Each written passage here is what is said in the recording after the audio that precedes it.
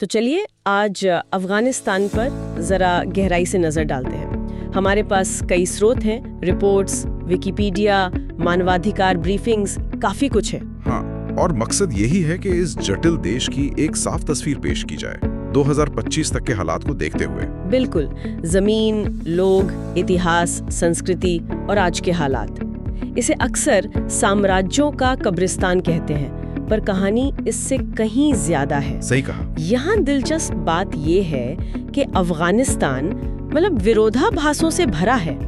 एक तरफ अरबों डॉलर के खनिज, लिथियम, तांबा, और दूसरी तरफ दशकों का संघर्ष, अस्थिरता, जिसने इसे दुनिया के सबसे गरीब देशों में से एक बना दिया है। तो हम इन सब पहलुओं को जोड़ने की कोशिश करेंगे। ठीक है, तो शुरू करते हैं जमीन से।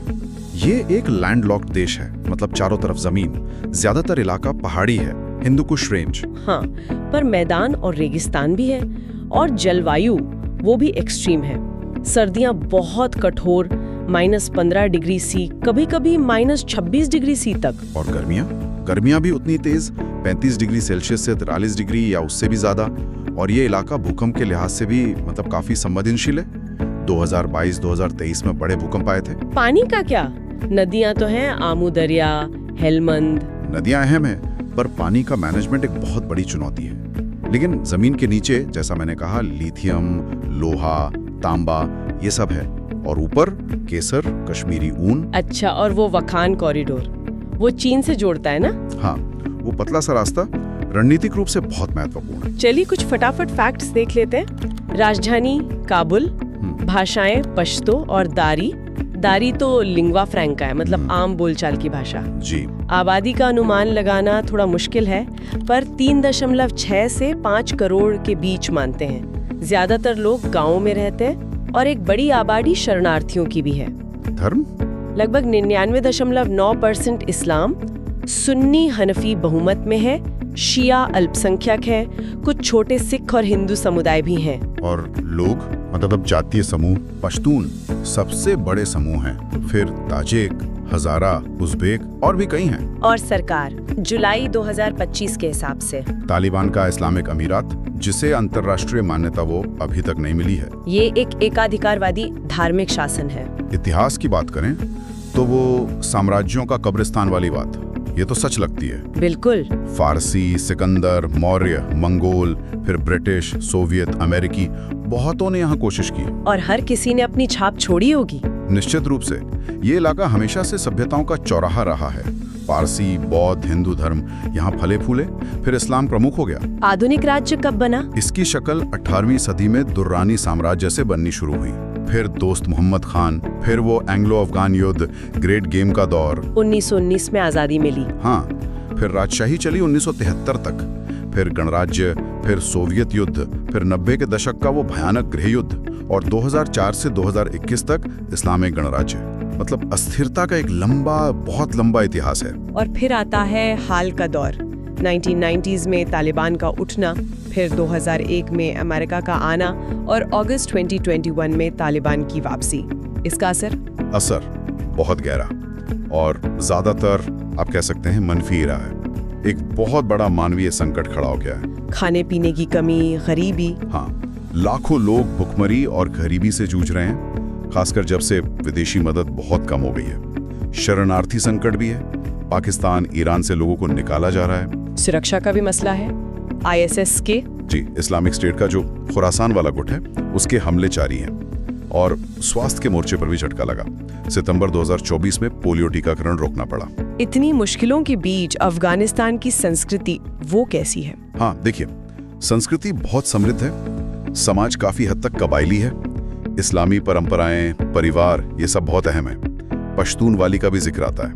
कला, संगीत, कला में देखिए पुरानी गांधार कला, फारसी मिनिएचर पेंटिंग, कालीन, यहाँ तक कि युद्धकालीन भी बनते हैं। संगीत की भी परंपरा रही है। रबाब राष्ट्रीय वाद्य यंत्र है, हालांकि अभी संगीत पर काफी पाबंदियां हैं। और नाच, कविता, अत्तन यहाँ का राष्ट्रीय नृत्य है। और कविता की परंपरा तो बहुत मजबूत है, रूमी जैसे नाम जुड़े हैं इससे। खाने की बात करें, कैसा खाना होता है? खाना ज्यादातर अनाज पर आधारित है, गेहूं, चावल। दिलचस्प है कि बहुत मसालेदार नहीं होता। अच्छा। हाँ, ताज़े और सूखे मेवों का खूब इस्तेमाल होता है। अनार, अंगूर, खरबूजे। इसमें आपको मध्य एशिया, दक्षिण एशिया, मध्य पूर्व सबका असर दिखेगा। अर्थव्यवस्था पर आते हैं। HDI रैंक 182, ये तो बहुत नीचे है। हाँ, दुनिया के सबसे कम विकसित देशों में से एक है। प्रति व्यक्ति आय बहुत कम। लेकिन वही विरोधाभास, जमीन के नीचे खरबों के खनिज हो सकते हैं। चीन की दिलचस्पी इसी में है। बिल्कुल, चीन ने तांबे और तेल के सौदे किए हैं। कृषि अभी भी मुख्य आधार है। गेहूं, फल, केसर, अफीम एक बड़ी समस्या रही है। हालांकि तालिबान ने रोक लगाने की कोशिश की है। लेकिन चुनौतियां तो बहुत हैं। नकदी संकट, विदेशी मदद में कटौती। हाँ, गरीबी, खाद्य सुरक्षा। विश्व खाद्य कार्यक्रम लगातार चेतावनी दे रहा है। कुछ मशहूर जगह, काबुल, हिरात। हाँ, काबुल तो राजधानी है। हिरात अपनी पुरानी इमारतों के लिए, मज़ार शरीफ नीली मस्जिद के लिए, और बामियान घाटी, वो बुद्ध की मूर्तियों वाली जगह। जी, वो ऐतिहासिक स्थल है। पास में बंद-ए-अमीर नेशनल पार्क की झीलें भी हैं। पर्यटन की संभावना तो है, पर सुरक्षा एक बड़ा मुद्दा है। अब एक बहुत ही गंभीर पहलू पर आते हैं, अफगान महिलाएं। अगस्त 2021 के बाद उनके अधिकार। ये शायद सबसे चिंताजनक बदलाव है। हालात बहुत बिगड़े हैं। लड़कियों के लिए सेकेंडरी और हायर एजुकेशन लगभग बंद है। कुछ अपवादों को छोड़कर। हाँ, कुछ निजी या ऑनलाइन कोशिशें हैं, लेकिन बड़े पैमाने पर नहीं। महिलाओं के काम करने, अकेले सफर करने, यहाँ तक कि बोलने पर भी पाबंदियां हैं। ड्रेस कोड बहुत सख्त है।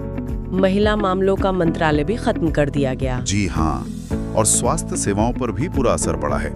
मातृ और शिशु मृत्यु दर ज्यादा थी। अब महिला स्वास्थ्य कर्मियों की कमी से और मुश्किल हो गई है। हजारा महिलाओं के साथ भेदभाव की भी खबरें हैं। हाँ, अल्पसंख्यक महिलाओं, खासकर हजारा समुदाय की महिलाओं को और ज्यादा भेदभाव का सामना करना पड़ रहा है। लेकिन इसके बावजूद प्रतिरोध भी दिख रहा है। कैसे? गुप्त स्कूल चल रहे हैं, ऑनलाइन पढ़ाई हो रही है, महिलाएं विरोध प्रदर्शन कर रही हैं, हिम्मत दिखा रही हैं। दुनिया इसे कैसे देख रही है? अंतर्राष्ट्रीय संबंध कैसे हैं? देखिए, तालिबान सरकार को मान्यता तो किसी ने नहीं दी है। विदेशी मदद लगभग रुक गई है। पड़ोसियों से जैसे पाकिस्तान और ईरान रिश्ते तनावपूर्ण हैं। शरणार्थियों के मुद्दे पर चीन और रूस। चीन के अपने आर्थिक हित हैं, वो खनन और तेल सौदों में लगा है। रूस की भी ऊर्जा क्षेत्र में दिलचस्पी दिखती है। संयुक्त राष्ट्र कोशिश कर रहा है, मानवीय मदद पहुंचा रहा है, मानवाधिकारों पर नजर रख रहा है, पर फंड की बहुत कमी है। तो अगर हम 2025 की स्थिति को समेटें, तो क्या तस्वीर बनती है? तस्वीर यह है कि तालिबान का नियंत्रण मजबूत है। सर्वोच्च नेता अखुंदजादा पर्दे के पीछे से फैसले ले रहे हैं। मानवीय संकट बहुत गहरा है। महिलाओं के अधिकार वो गंभीर रूप से सीमित हैं। सुरक्षा और अर्थव्यवस्था। आईसिस के से खतरा बना हुआ है। अर्थव्यवस्था बहुत खराब हालत में है, और लाखों अफगान जो बाहर हैं, उनके लौटने या कहीं और बसने की प्रक्रिया बहुत धीमी है। तो मतलब अफगानिस्तान एक ऐसी जगह है जहां जमीन में तो बहुत कुछ है, लेकिन लोगों की जिंदगी वो संघर्ष, अस्थिरता और अब गंभीर मानवाधिकार हनन से घिरी हुई है। हाँ, और इसी माहौल में लोगों का, खासकर महिलाओं का जो जज्बा है, जो वो रास्ता निकाल रही हैं, गुप्त स्कूल चला रही हैं, विरोध कर रही हैं, वो सच में असाधारण है। ये सिर्फ त्रासदी की कहानी नहीं है, ये लचीलेपन की भी कहानी है। बिल्कुल। तो जाते जाते एक सवाल सोचने के लिए छोड़ जाते हैं। इस मौजूदा माहौल में ऐसी कौन सी चीज हो सकती है, चाहे वो भारी हो या अंदरूनी, जो अफगानिस्तान के लोगों, खासकर महिलाओं और अल्पसंख्यकों के लिए कोई सकारात्मक बदलाव ला सके?